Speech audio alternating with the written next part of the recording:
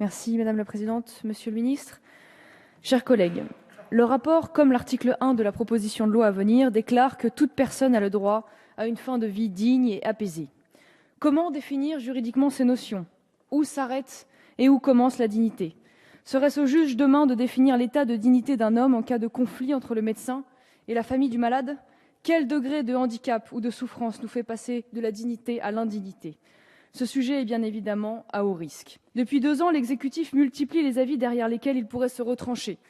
Celui de l'Association pour le droit à mourir dans la dignité, pro-euthanasie évidemment, et dont le président s'est félicité de votre nomination, Monsieur le Ministre. Le rapport Sicard et l'avis de Terra Nova qui préconisent tous deux le suicide assisté via l'assistance pharmacologique.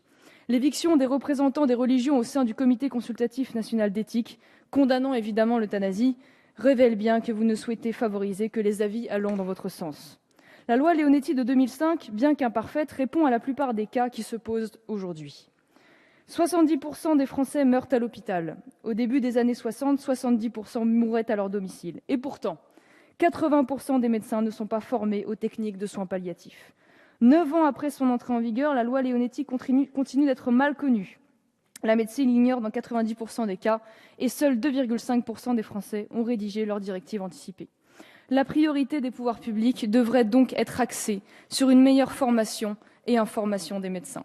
François Hollande déclarait en juillet 2012 « Je souhaite donc, et j'en prends l'engagement, que nous développions la diversité et l'offre de soins palliatifs. Ce sera une réforme qui sera engagée dans les prochains mois. » Où en est la réforme promise?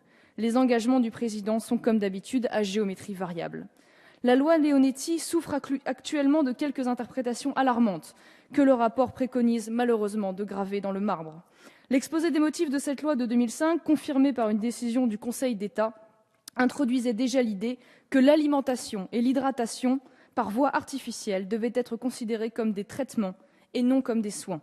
Ce choix n'est pas anodin car les traitements, contrairement aux soins, sont interruptibles si le patient en a émis le souhait ou si le médecin l'a décidé après concertation collégiale.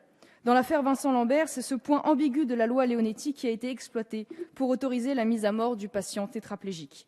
L'on ne peut moralement accepter que nourrir quelqu'un soit considéré comme une obstination médicale déraisonnable. Jusqu'où ira demain cette logique infernale? Une personne handicapée, moteur, incapable de se nourrir seule, risque-t-elle de voir un jour considérer son assistance à l'alimentation comme de l'acharnement thérapeutique? Osons dire les choses. Arrêter l'hydratation et l'alimentation entraîne une agonie de plusieurs jours totalement inhumaine. Il ne s'agit ni plus ni moins que de laisser mourir ces personnes de faim et de soif. Ces affaires médiatiques conduisent aujourd'hui à ouvrir de nouveaux débats, avec à l'horizon la sombre perspective de l'euthanasie. Le dernier rapport en date de M. Clay et Leonetti ne suggère pas directement l'euthanasie, mais la proposition de loi à venir fait pourtant un pas feutré en avant vers cette euthanasie en généralisant la sédation dite profonde et continue sur simple demande du patient et non plus comme ultime recours après décision collégiale. Cette sédation terminale sera obligatoirement associée à l'arrêt de la nutrition et de l'hydratation pour ne pas, je cite, « prolonger inutilement la vie ». Une fois de plus, comment définir juridiquement l'utilité d'une vie humaine? Faut-il associer cette notion d'utilité à celle de dignité citée plus haut? Les efforts législatifs ne sont pas ciblés pour mieux accompagner la personne, l'écouter, la soulager dans cette période difficile, mais sur la façon de s'en débarrasser au plus vite, la faire taire en profitant de l'extrême vulnérabilité de ces hommes et de ces femmes. La généralisation de la sédation, la simplification de son utilisation, nous fait entrer dans une logique euthanasique par une manœuvre dangereuse. Ultime étape avant de sortir l'euthanasie de sa clandestinité et de rejoindre la triste réalité de l'affaire Bonne Maison. Médecin récemment acquitté après avoir pris la décision, seul, de tuer 7 personnes, sans même parfois l'avis de sa victime ou de la famille de celle-ci. Un véritable droit de tuer, encensé de plus par la presse. De quel droit un médecin a-t-il légitimement droit de vie ou de mort sur ses patients? Je veux pour preuve de cette hypocrisie la remarque des 2 députés auteurs de ce rapport, justifiant la reprise dans le texte de la décision du Conseil d'État citée plus haut.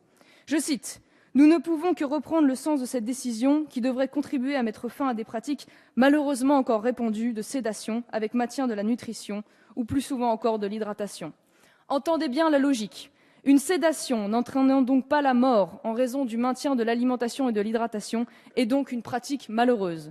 Plus de doute possible, l'association obligatoire de la sédation terminale et de l'arrêt de l'alimentation et de l'hydratation révèle que l'objectif est moins de pouvoir soulager la souffrance du patient que de permettre de le tuer en masquant les effets de la faim et de la soif.